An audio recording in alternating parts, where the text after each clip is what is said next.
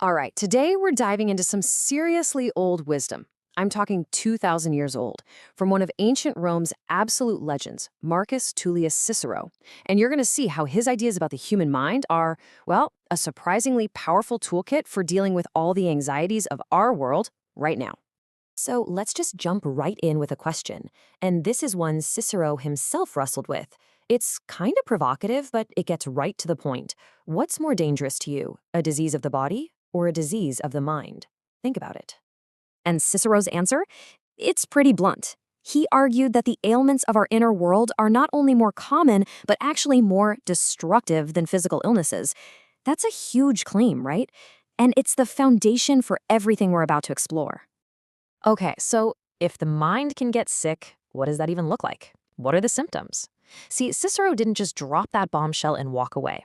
He actually gave a super detailed diagnosis of what he called the sickness of the soul. And here they are. First up, vain anxieties. You know, those pointless worries that just suck the life out of you. Then there are blinding desires, those cravings that make us totally short-sighted. He also talks about a weakness of will, that feeling when you just can't bring yourself to do what you know you should. And finally, shrinking from toil and pain, which is a fancy way of saying we run away from the hard stuff. I mean, come on, do any of these ring a bell? And listen to how he puts it here. He's totally calling out the trap of instant gratification, isn't he? He describes how we get so captivated by what feels good right now that we become completely blind to the pain and trouble that's definitely going to follow. Okay, so we've got the diagnosis. That's the bad news. So what's the cure? For Cicero, the answer wasn't some magic pill. It was a practice, a whole way of life, really. He called it philosophy. And this right here, this is the core idea. For him, philosophy is the medicine of the soul. I love that. He didn't see it as some boring, dusty subject you study in a university. No way. For him, it was practical. It was powerful. It was essential medicine that you apply directly to your mind to heal it. But here's the thing, and this is so important. The cure isn't something external. You can't just go out and buy it. It's not about chasing more money or getting more likes on social media. Cicero is crystal clear on this. The power to heal, the medicine itself, it has to come from inside you. So how does this medicine actually work? Well, Cicero gives us a pretty clear step-by-step. Applying these philosophical ideas actively treats the symptoms we talked about. Step 1, it draws off vain anxieties. Step 2, it gives you freedom from desires. And step 3, it literally drives away fears. It's an active process. But, and this is a big but, there's a catch. This isn't a passive thing. It's not easy. Cicero says we must labor with all our resources and with all our strength to cure ourselves. You have to work at it. It takes real effort. You got to commit everything you've bought to this project of healing your own mind. All right, let's get down to brass tacks. How do we actually use this philosophical medicine? Cicero gives us a practical treatment plan for ruling your own inner world. And here's the #1 rule of the treatment plan. Let your desires be ruled by reason. Notice he doesn't say get rid of your desires. That's not the goal. The idea is to put reason in the driver's seat. Your reason becomes the wise ruler of all those chaotic impulses and feelings. And to do that, you really have to get this next distinction. It's the difference between being virtuous and just seeming virtuous. See, one is a real internal thing, your actual character. You do it for its own sake. The other, it's just a performance, right? It's an act you put on for other people to get praise or status. And man, Cicero just nails it with this quote. He says, "Few are those who wish to be endowed with virtue rather than to seem so."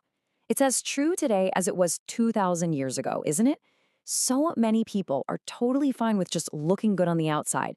The really hard path, the rare path, is wanting to actually be good on the inside. That's a real gut check for all of us. Okay, this leads to his take on pleasure and pain, which is surprisingly modern. He says the general rule, our default setting, is super simple. Chase pleasure, run from pain.